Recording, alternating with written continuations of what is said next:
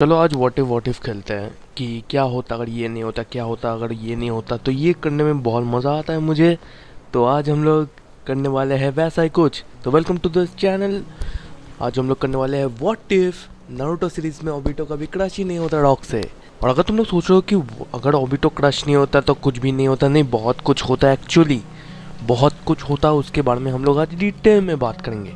चलो इस सीन को हम लोग शुरू करते हैं कि ओबिटो क्रश ही क्यों हुआ था। थर्ड ग्रेट निंजा वॉर में जब ओबिटो, ककाशी और रिन जा रहे थे कनाबी ब्रिज को डिस्ट्रॉय करने के लिए, जो एक्चुअली एक ब्रिज है जो रॉक विलेज को रेन विलेज से कनेक्ट करता है। अगर उससे ही डिस्ट्रॉय कर दिया, एक्चुअली वहाँ पे जो रॉक विलेज से वो वहाँ से सप्लाईज लेते थे, और अगर वो डिस्ट्रॉय हो जाती, वो कनाबी ब्रिज अगर डिस्ट्रॉय हो जाती, तो रॉक विलेज कभी यहाँ नहीं आ जाता और वो कोनोहा पे भी अटैक नहीं करता। तो इसी के टाइम रॉक विलेज यहाँ पे अटैक करते हैं। ओबिटो रिन लड़ रहे थे, पर एक पत्थर, मतलब कोई भी अर्थक्वेक अटैक होगा आई थिंक उसी टाइम, ककाशी के ऊपर पत्थर गिरने वाला होता है, पर ओबिटो आके उस पर क्रश हो जाता है। तो हम लोग इस सिनेरियो को लेते हैं कि ओबिटो कभी क्रश हुआ ही नहीं था। ओबिटो वाज अलाइव, मतलब वो ककाशी को भी बचाता है और खुद भी बच जाता है। तो इससे बहुत ज़्यादा चेंजेस होते हैं। पहली बात, रिन का कैप्चर कभी होता ही नहीं।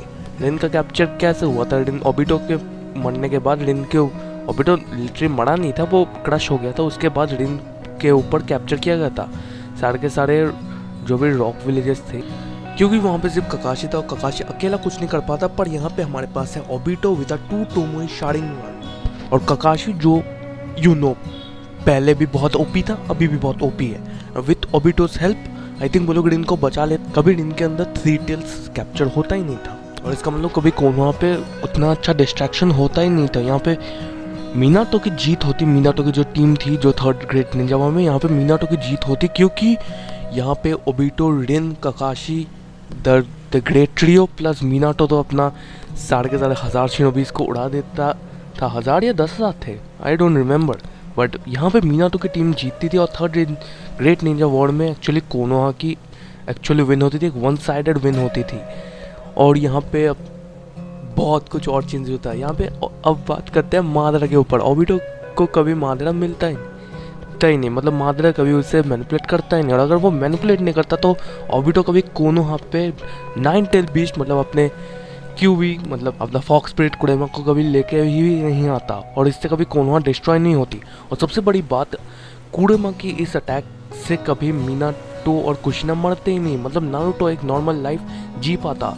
नारुतो बहुत ही अच्छे गला बड़ा होता और वो बहुत ही पावरफुल शिनोबी होता। आई थिंक जो पावर नारुतो अभी पोजेस करता उससे भी कई गुना ज़्यादा पावर वो तब पोजेस करता।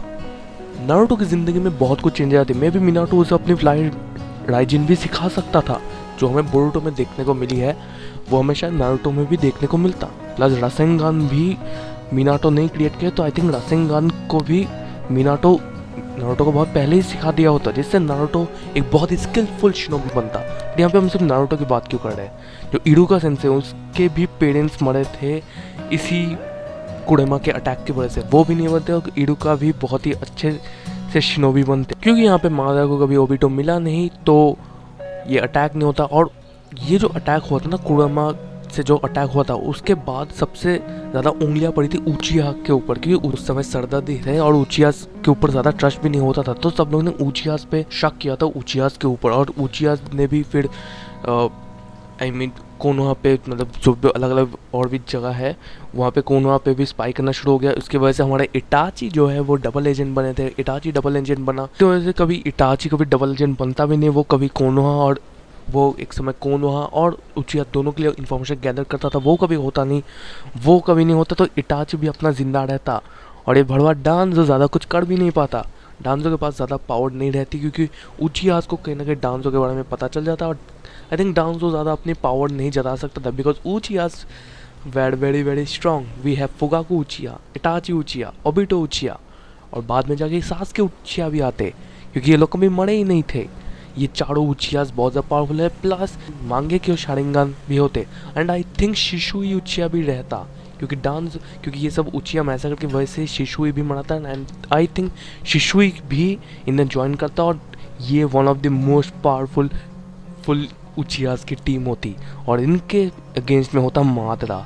और आई डोंट थिंक मादरा को ज़्यादा प्रॉब्लम होती, क्योंकि मादरा को बस ओबिटो मिल चुका था, नहीं तो वो नागाटो में वैसे भी अपनी रनेगान लगा के आ ही चुका था। बाद में जाके उससे जब मैनिपुलेट करना है और बाद में चल के वो पेन बनता भी, that's not a big deal, क्योंकि एक्चुअली उस टाइम मादरा बन गया, ओबिटो ही गया था। बट मादरा भी अगर खुद जाता तो उससे ज़्यादा फर्क नहीं पड़ता, पेन आर्क होती जैसे कि, पर आई थिंक पेन ज़्यादा तक बच नहीं पाता, बिकॉज हमारे पास नारुतो था जो पला बड़ा अच्छा से पला बड़ा था, जो पावरफुल एक शिनोबी होता उस टाइम, और भी पावरफुल होता मे बी सेजुत्सु वगैरह, जब तो जिराय सेंसी वगैरह भी होते। और फिर हमारे पास इटाची होता, जो आई थिंक इटाची इतना बड़ा और स्किलफुल शिनोबी है, वो ज़रूर नारुतो को भी ट्रेन करता, मे बी ओबिटो भी उसे ट्रेन करता इफ़ दे वांट। एक्चुअली अगर सास्के को ट्रेन करे तो नारुतो को भी ट्रेन कर सकते हैं, बिकॉज ऑफ मीनाटो ओबिटो का सेंस है, तो वो क्यों नहीं करेंगे। और इटाची भी नारुतो का जो ये स्किल सीलिंग है, नारुतो की पोटेंशियल को देख के उसे भी ट्रेन करता, तो सोचो नारुतो को कितना कुछ सीखने को मिलता। मे बी फायरबॉल jutsu वगैरह भी कुछ सीख लेता, पर नारुतो और सास्के बहुत ज़्यादा पावरफुल होते। एंड अगर इटाची कभी नहीं मरता, मतलब इटाची अगर किसी को नहीं मारता तो सास्के कभी रोग बनता ही नहीं, मतलब सास्के हमेशा से विलेज के अंदर रहता और विलेज को प्रोटेक्ट करने के लिए सोचता। इससे कभी सास्के भी इविल में नहीं जाता। ओरोचिमारू को सास्के नहीं मिलता, ओरोचिमारू रहता, वो अटैक करता, पर ज़्यादा इम्पैक्ट नहीं पड़ता। आई मीन बहुत सारी चीज़ें यहाँ पे अलग हो जाती हैं। यहाँ पे कोनोहा सबसे पावरफुल होता, कोई भी जो भी विलेज उसके ऊपर अटैक करेगी अगर कोनोहा के ऊपर, तो कोनोहा कभी डिस्ट्रॉय होता है नहीं, क्योंकि हमारे पास 4 से 5 पावरफुल उचियास है, प्लस हमारा मीनाटो सेंसे तब जिंदा रहेंगे, तब the yellow flash plus Naruto है। Like Konoha is the best there. Konoha को कोई हाथ भी नहीं देता, कोई छू भी नहीं पाता। और अगर मादरा बाद में चल के आता भी अपनी रेनेगान वगैरह, मतलब किसी तरह आता भी, अगर फोर्थ ग्रेड इतना वॉर होती भी, फिर भी बहुत सारे केपेबल शिनोबीज हैं मादरा को रोकने के लिए। और मे बी कागुया कभी नहीं आती, और कागुया नहीं आती तो कभी, मतलब आती वो, एक उसने बोला कि कागुया अगर नहीं आती तो बाद में और भी लोग आते। पर हम अगर बोरुतो की बात करें तो बहुत कुछ चेंज होता है, और मैं बोरुतो की तरफ नहीं जा रहा, मैं सिर्फ नारुतो की बात में आ रहा हूँ कि अगर ओबिटो का भी क्रश नहीं होता तो बहुत सारी चीज़ें चेंज हो जाती।